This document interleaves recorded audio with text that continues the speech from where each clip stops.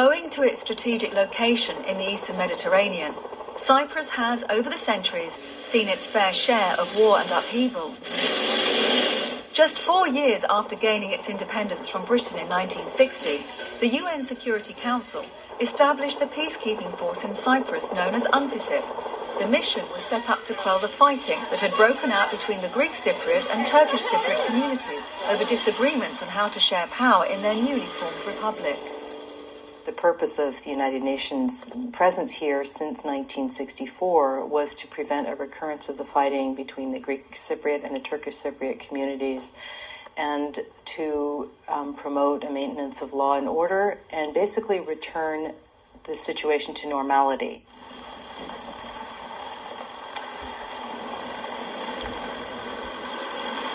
Having established relative peace on the island, UNFICYP's mission was expanded when a military coup aimed at uniting Cyprus with Greece triggered a takeover of the northern part of the island by the Turkish army. Famagusta was home to 45,000 people.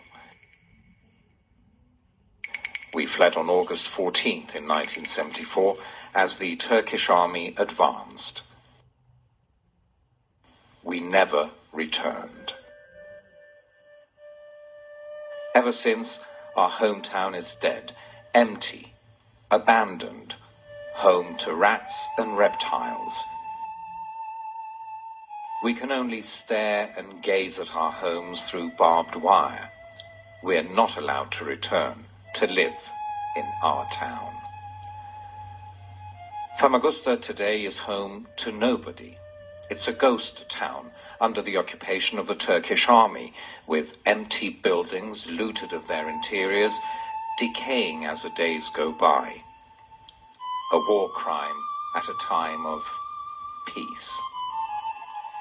A pale image of the prosperous town we left, and of the prosperous town we can rebuild.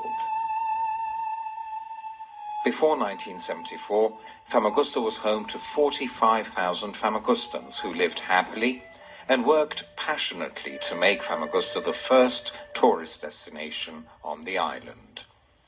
Together with the Greek Cypriots, a community of Turkish Cypriots lived within the walls of the old Venetian city. They shared life and labor in the busy harbor of Famagusta and worked peacefully together. The medieval town and its Gothic monuments, Apostolos Varnavas, a sanctuary of the Orthodox faith. Salamis, with its famous ruins, the theatre, the palestra, the statues. Engomi, with its royal tombs, the horses that were buried with their masters, the gold, the jewelry, the wealth, the history. Before 1974, Famagusta was the leading and the most promising town of the island. Famagusta could be the beginning of a new era for both Turkish Cypriots and Greek Cypriots.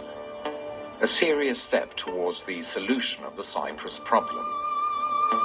The return of Famagusta is the beginning of this new era.